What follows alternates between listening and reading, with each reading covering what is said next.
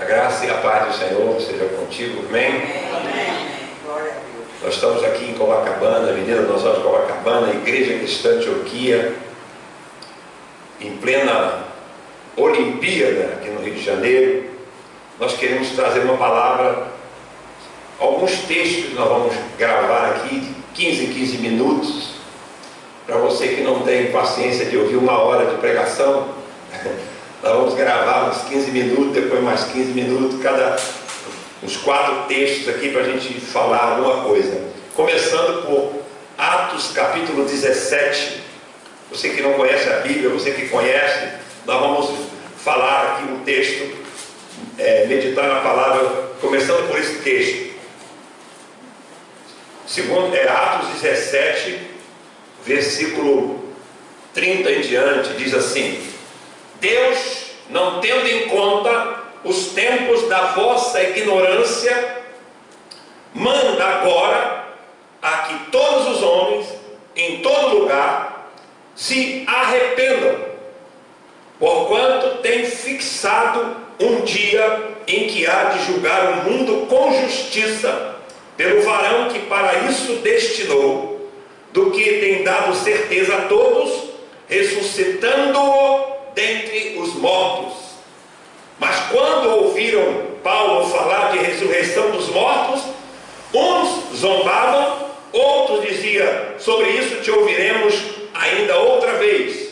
Assim Paulo saiu do meio deles, porém alguns homens agregaram-se a ele e creram, entre os quais Dionísio, o Areopagita, e uma mulher chamada Dâmaris, e com eles outros.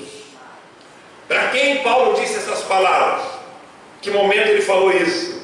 Deus não leva em conta os tempos da vossa ignorância, mas ele ordena agora a todos os homens, em todo lugar, que se arrependam, porquanto tem fixado um dia. Ele já tem um dia fixo que Jesus vai voltar. Jesus disse que passará os céus e a terra, mas as minhas palavras não vão me passar. Em João 12:48 ele disse: eu não julgo ninguém, mas a palavra que eu tenho pregado julgará no último dia. Então ele vai julgar. Agora a Bíblia diz que nenhuma condenação há para aqueles que estão em Cristo Jesus. Está lá em Romanos 8:1. Quem crê nele é justificado, perdoado. E aqui diz que quando ele falou essas palavras, que ele já tem um dia fixo que vai julgar o mundo com justiça, com o varão, que é Jesus, ele deu certeza que vai julgar o mundo com justiça, ressuscitando dentre os mortos. Jesus está vivo, ressuscitou. Amém. E alguns ouviram falar de ressurreição, zombaram, escarneceram, viraram as costas, mas alguns creram. Eu vou explicar para você em poucas palavras aonde Paulo falou isso. O apóstolo Paulo foi um perseguidor da igreja. Ele disse: eu não sou digno de ser chamado apóstolo do Senhor, porque eu perseguia a igreja de Deus, maltratava o povo de Deus, colocava na cadeia.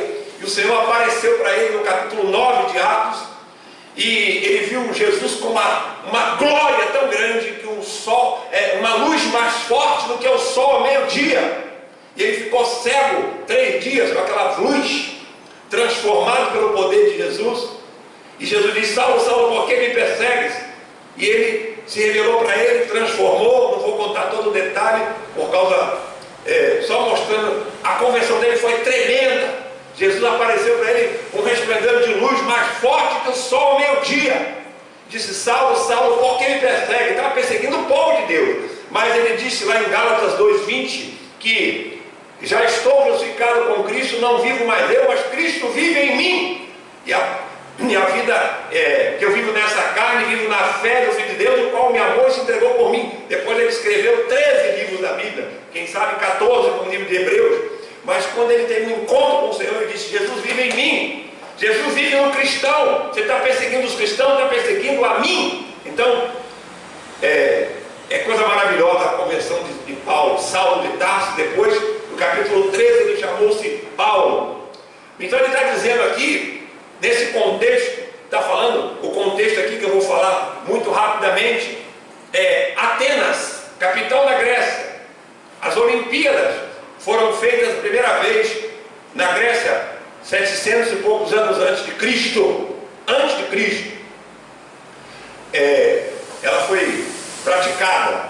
Naqueles dias se praticava, vou falar depois algumas coisas, alguns textos que falam sobre isso, em outra mensagem que vamos gravar. Mas aqui, ele chegou, depois de ter um encontro tremendo com Jesus, ficou cego, depois Jesus mandou lá Ananias, orou por ele, foi curado, foi batizado, saiu pregando o evangelho em vários lugares, depois foi parar em Atenas, capital da Grécia, onde foi feita, como já disse, a Olimpíada, aos deuses, Olimpo e tantos deuses.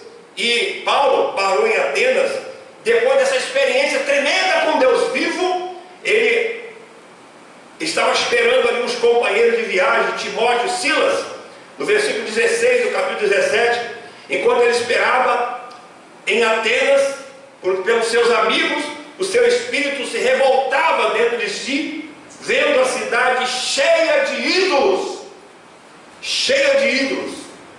Ele estava ali, tinha tido um encontro tremendo com Jesus, o Senhor apareceu com um resplendor de luz, como já disse. Agora ele vai na cidade de Atenas, capital da Grécia, e ele vê a cidade, ele fica revoltado dentro dele, agitado dentro dele, vendo a cidade cheia de ídolos,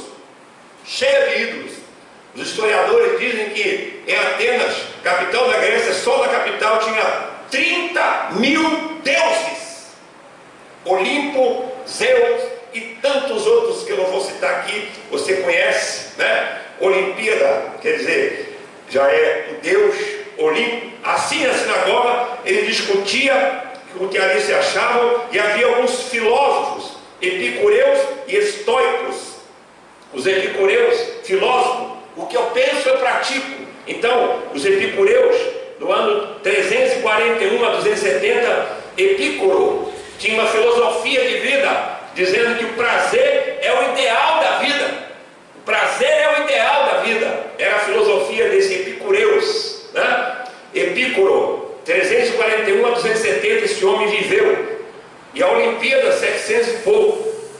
E o maior prazer da vida seria a paz,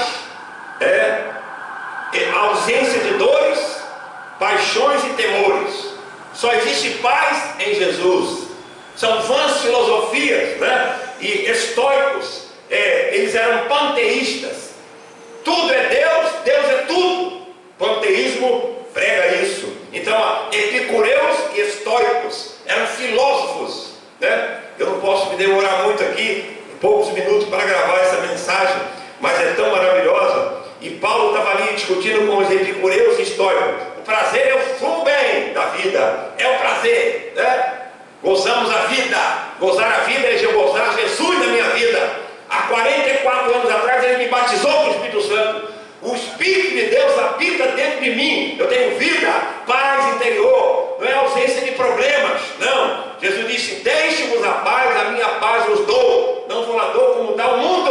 O mundo dá uma paz circunstancial. Tem emprego, tem saúde, tem tudo. Mas eu tenho os pais com saúde, sem saúde, com emprego. Se me matar, eu vou para o céu. Nada pode me separar do amor de Cristo. Nem a tribulação, nem a angústia, nem a fome, nem a nudez, nem a morte, nem a vida. Nada pode nos separar. Felicidade é isso. Pastor Eugênio, o importante é ter saúde. Não, o importante é ter Jesus. Porque um dia você vai partir com saúde ou sem saúde. Bom, mas aí é tão maravilhoso esse texto que eu nem comecei a falar ainda. Tem tanta coisa linda para falar. Então ele está ali discutindo com esses filósofos. Aí, quem que esse tagarela está falando aí? Esse pregador aí, de deuses estranhos. Eu achava que ele estava louvando a um casal de deuses, porque ele pregava Jesus e a ressurreição. Jesus e a ressurreição. Essa é a mensagem do Evangelho. Jesus é a ressurreição. Amém. Lá em 1 Coríntios 15, Paulo disse para os gregos, Corinto era Grécia também: se esperamos em Cristo só nessa vida, somos mais dignos de pena, de lástima, de compaixão. Se Cristo não ressuscitou, é vã a nossa pregação, é vã a nossa fé, e ainda permaneceis nos vossos pecados. Está lá escrito, em 1 Coríntios. Isso quer dizer o seguinte: eu não vivo mais pecando, porque Jesus me perdoou, está vivo para me libertar do poder do pecado. Jesus nos salva da culpa do pecado, ele apaga teu passado. Está escrito aqui: Deus não leva em conta os tempos da tua ignorância.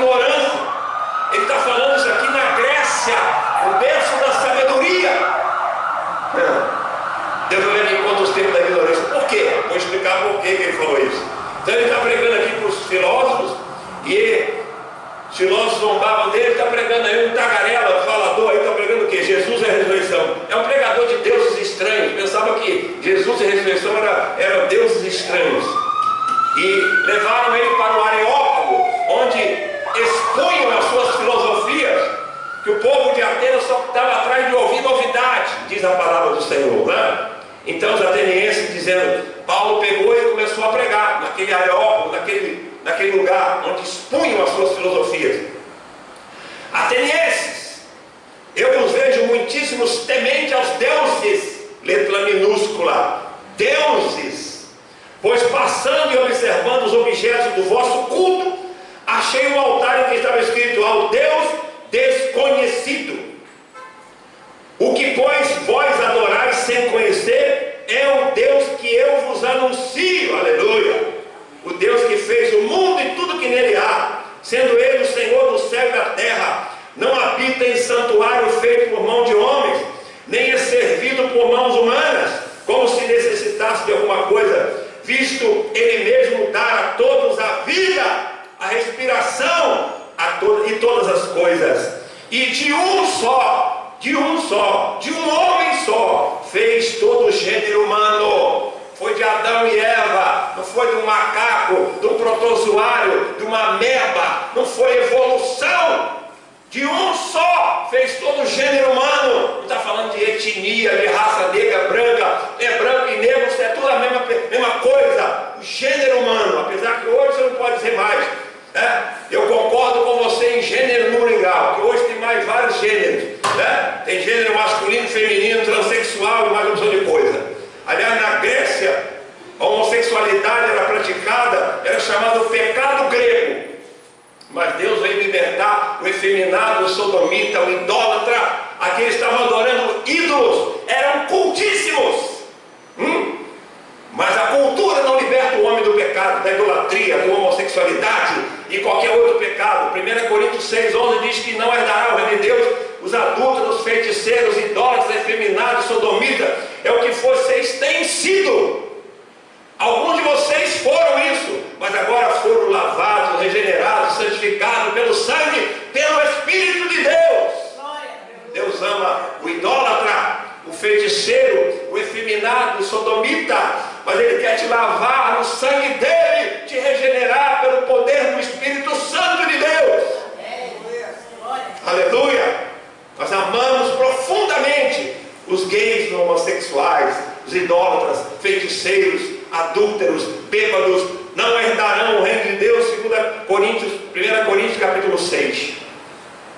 Tais fostes alguns de vós, está lá em 1 Coríntios 6,11. A igreja está cheia de ex-efeminado, ex-sodomita, ex-adúltero, ex-idólatra, ex-feiticeiro, ex-mentiroso, ex-morador de rua, que nós temos aqui um culto às terças-feiras só para morador de rua. Então Deus está restaurando muitos deles desviados, desgarrados.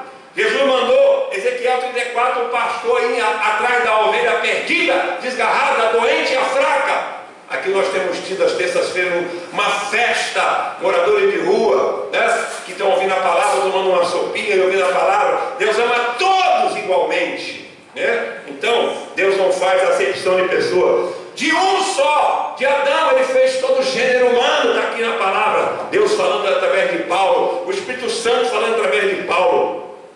Ele fez de um só todo o gênero humano para habitar sobre toda a face da terra, havendo fixado os seus tempos determinados, os limites da sua habitação, para que buscasse a Deus e porventura palpando o achasse, ainda que não esteja longe de cada um de nós, pois nele nós vivemos e nos movemos e existimos. Aleluia! É Ele, pois somos geração dele. Sendo pois geração de Deus, não devemos pensar que a divindade é semelhante a ouro, a prata ou a pedra lavrada por arte e gênio do homem, mas Deus não leva em conta os tempos da vossa ignorância. Aí ele entra nessa passagem, olha que maravilha, olha que palavra maravilhosa. Deus não leva em conta os seus pecados, sua idolatria, sua feitiçaria, adorando ídolos, postes ídolos.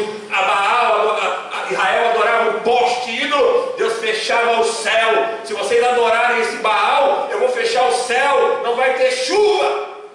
A seca era maldição, está lá em Deuteronômio 28, 29. Deus não leva em conta os tempos da vossa ignorância.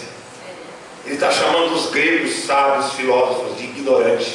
Ignorantes espiritualmente. Ignorantes espiritualmente. Não estão enxergando a verdade de Deus.